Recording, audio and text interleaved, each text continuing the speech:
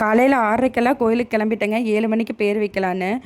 மயிரை வச்சு தாங்க பேர் வச்சுருந்தோம். என் சைடும் சரி, என் வீட்டுக்காரர் சைடும் சரி, பொண்ணாதிரா தாங்க ஃபஸ்ட்டு பேபி. அதனால் எப்படி என்ன பண்ணணுங்கிறது எங்களுக்குமே தெரியாது.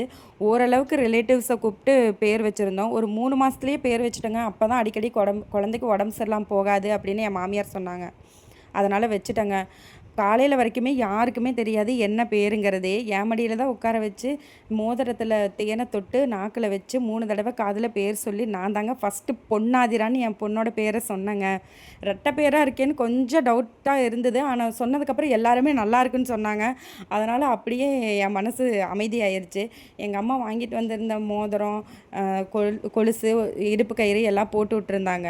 அன்றைக்கி டே நல்லாவே போயிருந்ததுங்க. காலையில் டிஃபனுக்காக இட்லி எல்லாமே அரேஞ்ச் பண்ணியிருந்தோம். அப்புறம் என் வீட்டில் இருந்த எல்லாருமே வரிசையாக அப்படியே பேர் வந்து காதில் சொன்னாங்க. அப்படியே ஃபங்க்ஷன் முடிஞ்சது. Bye bye.